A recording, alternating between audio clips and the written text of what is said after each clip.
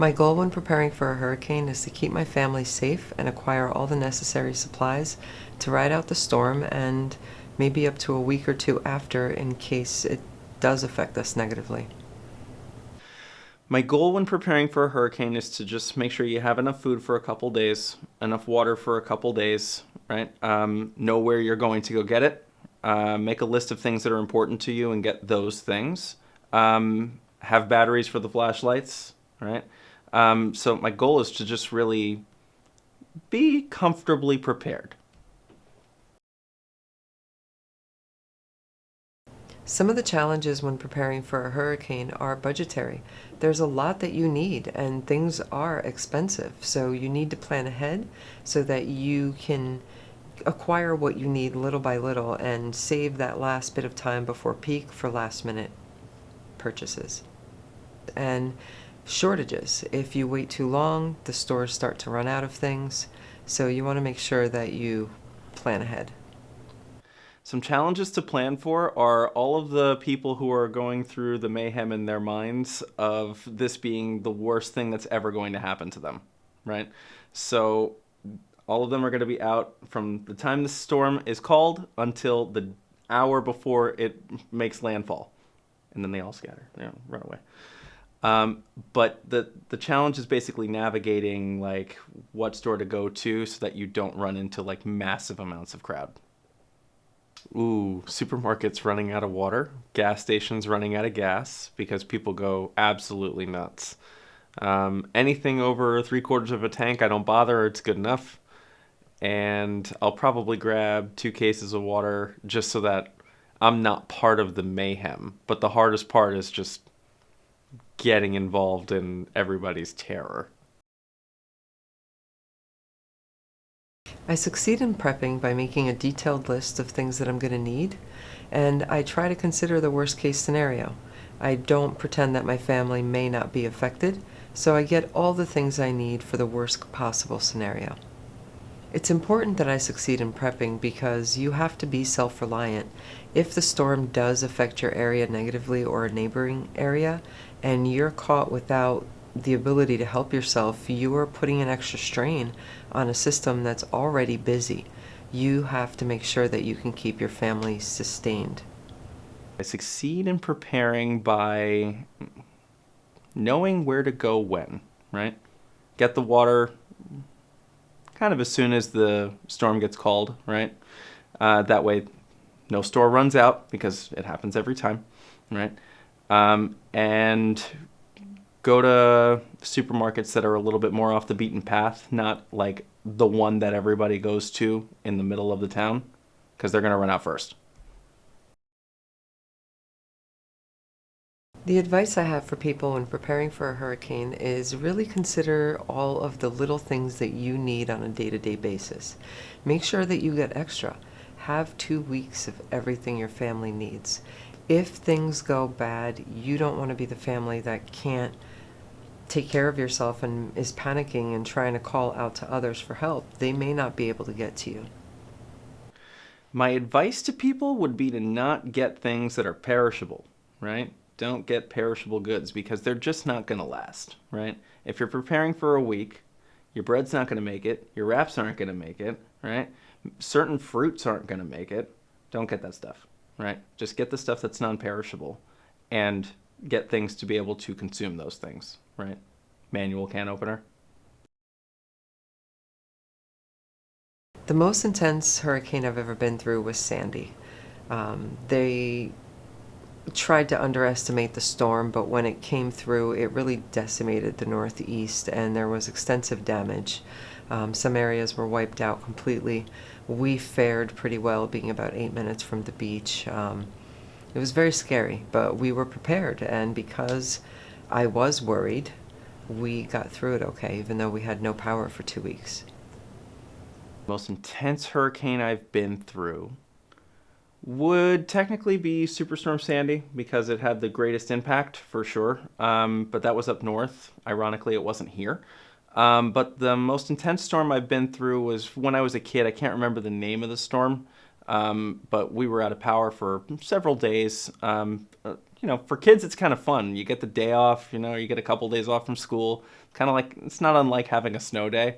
And you get to hang out at each other's houses and do things that you wouldn't normally do because the power's out. Some of the important items to have that people don't often think about are things like a battery operated fan. If there's no power and you have that hot, stuffy air in the house, it's nice to be able to feel some form of air blowing around, and it can really help make your time a little less harsh. Make sure that you have a battery operated radio. You want to be able to hear all of the warnings and be able to get alerts as they're happening. And it's important to not be in the dark in terms of knowledge just because you're in the dark in terms of power. If you can have one of those filter straw things, just in case everything else you've done wasn't enough and you can drink water basically anywhere, that's nice too. Those little straws are not that expensive, and it's important to have something like that in your arsenal of supplies. Some of the items I recommend that people don't usually think of are those little camping fuel cans. You can literally cook a meal if you have a few of those. And, coffee. Make sure that you have lots of coffee if you're a coffee drinker. And it doesn't hurt to make several batches of brownies. Makes everyone happy. Items I would recommend, keep the sweets, right? Because you're going to be really bored and you're going to be really upset that you didn't get anything that you actually enjoy eating. And you're going to be really pissed when all of your food that is perishable expires or goes bad, right? So get the things that will keep you happy. Get, cookies, crackers, Oreos, pretzels, chips. Chips are great, right? Those aren't ever going bad, right? What else do I keep in there? Instant coffee. Get instant coffee. That because you could just pour that in some lukewarm water and then you have coffee. I have an electric tea kettle. It's not getting you very far if the power goes out, right? And an electric stove. So no coffee is no good.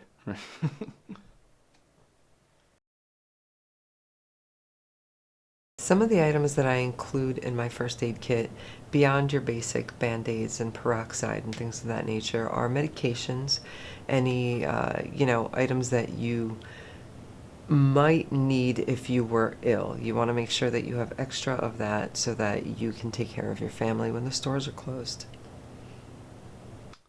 In my first aid kit, you got to make sure that you got Neosporin, gauze, Band-Aids, hydrogen peroxide, maybe a bottle of alcohol if you'd prefer that. And that's probably it.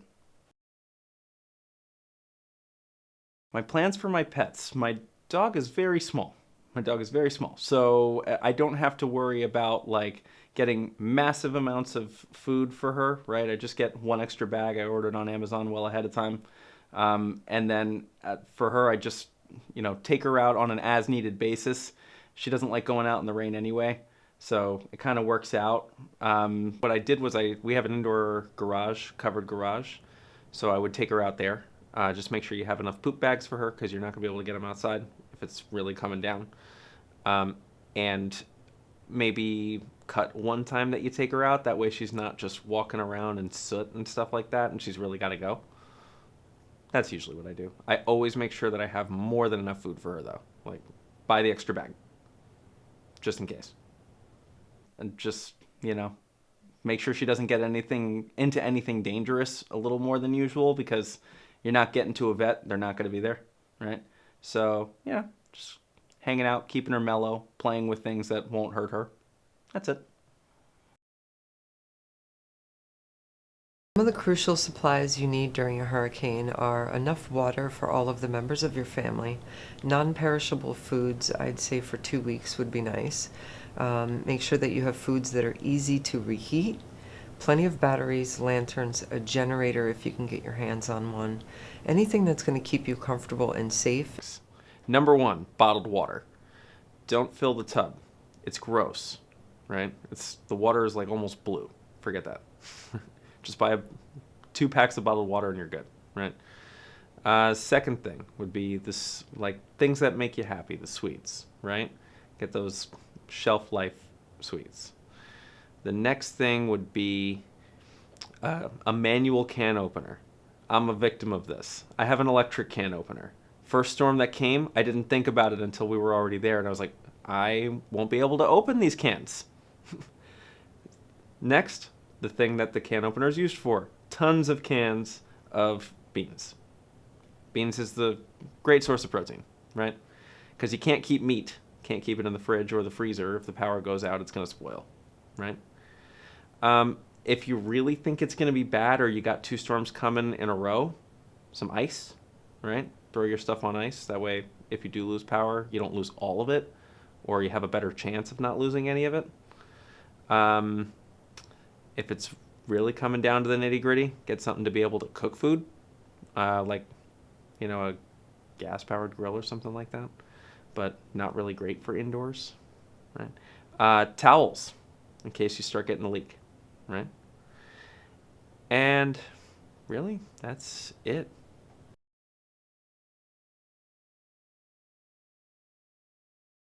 I decide whether to stay or evacuate based on what the weather is calling for. If the local authorities are telling you to leave, I leave. I don't want to be that person who ignored the warning and tries to call out for help when they are not able to get to you. There are tragically lives lost every hurricane because people don't take the warning seriously, and when they need help, no help is able to get to them. Central Florida, I don't usually worry about that. It has to be pretty bad before I'm going to be like, maybe I'll go up north. I'm usually the people that people want to evacuate to, because my family lives in Clearwater, right on the water. But it would have to be a storm coming right at us, category 4 or higher. I would say 5 hitting landfall in Central Florida. I would leave, because by the time it gets to us, it might still be a 4. And just kind of the mayhem that ensues, I don't really want to be around. So that's probably when I would leave. Other than that, I'll stick it out. Of the hurricane's progress by watching any of the news channels that are going to keep me posted unless there's no power. Once the power goes out, your only method is going to be to use that battery operated radio so that you can still be aware of what's going on and be able to receive any of the alerts. Informed about the hurricane's progress by looking it up on Google, but first I have to know it's coming, so I usually rely on my family members to tell me that part. They're the ones who watch TV, like regular TV, so they'll be like, oh, breaking news, there's a storm coming, right? Then I'm like, all right, okay, I should probably keep an eye on this. National Weather Service, just keep an eye on it from there. If the power goes out, plan doesn't really change all that much unless I know the storm's moving really, really slow. But at that point, usually there's not much you can do about it anyway. It's already here. So, not really. One of my favorite ways to stay busy during long stretches of power outages are to play games with your family. Board games come in like amazing, right? Monopoly, you can play Monopoly for hours if your group is into that. During long stretches of power outages, you gotta find things to entertain yourself. I actually forgot that on my list, right? Not just the foods, but you need things to do. Cards. Learned a lot of card games in these kinds of things. So, cards don't need electricity, right? Get card games, Uno, regular cards, board games. Board games is great. You could play the Switch until it dies. and then you just resort to the more manual games. And then a dog is a great source of entertainment. I'll tell you that. You could do that for a couple hours and not get bored. Lessons that I've learned from past hurricanes is that you need to take it seriously. Don't assume that your family can't be affected like the ones that you ultimately see on the news. Make sure that you have all of your insurance updated. If you wait until the last minute, insurance companies are not going to allow you to add the coverages that you need. And sometimes something as simple as floodwater. Last week, Miami, there's feet of rain that came in. There are so many total loss vehicles, and if those people didn't have comprehensive coverages, they are now without a car and have to start over. Make sure that you have your insurance policies up to date. Make sure that you are prepared so that you can mitigate your damages and come out okay. Living in a flood zone is a whole other animal, right? You need sandbags, you need proper placement. I was completely not prepared for any of that. When the storm came and it hit Kissimmee last year, the amount of water that was coming in everywhere sent me into a complete frenzy. I only had a tiny shop vac that you use for pet spills. The water was coming in as if all the doors and windows were open. And I frantically shop vaced for hours, emptying out these 2 little cups at a time, trying to mitigate the water damage and videotaping the river that was running through behind the house where it's normally just an empty field, because I'm thinking, oh my goodness, they're going to think that I did not secure the property and all this damage is going to be blamed on me. So I started filming, and we got lucky. We did have damage, but I wasn't prepared for it. In the future, I would make sure to have as many sandbags as you need for the area that you're in. Do whatever it takes to avoid having water come into your home, because next to fire and smoke, that is going to cause the most extensive damage. If not at the moment, then during the aftermath, especially in Florida, where you have all the mold that grows within hours of something getting wet. Luckily, I've been blessed. We haven't had any like in-house flooding, so I haven't had to worry about that. But I've seen it happen to people, so I would say if you live on like a valley or a dip, make sure you get some sandbags, because that'll really help. I've never been in that situation. I've never been in a place where I had to do that. But you know, probably the worst thing that ever happened to me was we lost power and every bit of food in our fridge spoiled. So count myself lucky on that. To prepare my home for the hurricane, it's important to take anything that isn't bolted down to the ground outside and either put it away or secure it. You don't want anything to be blowing around that could cause a hazard to your own home or to someone else's, right? And supplies. Make sure that you have everything you need. And if you can have a little extra, wonderful. It may come in helpful when you can extend that to a neighbor. Home protection, renter's insurance. 100%. Not everybody requires it, but you should have it, even if you're not required to have it. And if you do have it, that's great. Check out how much you are actually insuring yourself for. Because if it's only $5,000, guess what? You're only going to get $5,000 for your Xbox, for your TV, for your bed, for your rug, for your furniture, for everything, right? Make sure you're adequately covered on that respect. I'm a little biased there. But also just, take account of everything that you actually have, right? Maybe take some pictures, because you're going to forget about a lot of stuff in the event that something actually happens, because you're going to be shocked. That's usually how I would prepare for something like that. Preparing so that a week before the peak of hurricane season hits, I'm ready. There are always last-minute items that are going to pop up. No matter how many times you do this, there's always something that you don't realize you don't have, even if it's a bag of chips. And I'm okay with running out for last-minute items like that versus needing water or bread, and at that point the shelves are empty. Just start preparing, I'd say, maybe a week to 10 days in advance, just to make sure that you're getting there before everything runs out, right? So start stocking up on the canned goods that you might need to break into, and the water for sure. Because if you leave that to the last minute, within 3 days, it's all gone, right? Within 3 days of that storm, you're not finding water anywhere. You're not finding canned goods. The shelves are just completely empty. So that stuff I start getting maybe a week to 10 days in advance. Gasoline probably maybe 3 to 4 days in advance, and I try not to use it, and that's really it. Anything within 3 days of the storm, you're not going to find it, or you're going to have a really hard time and blow all the gas in your tank trying to go get it anyway.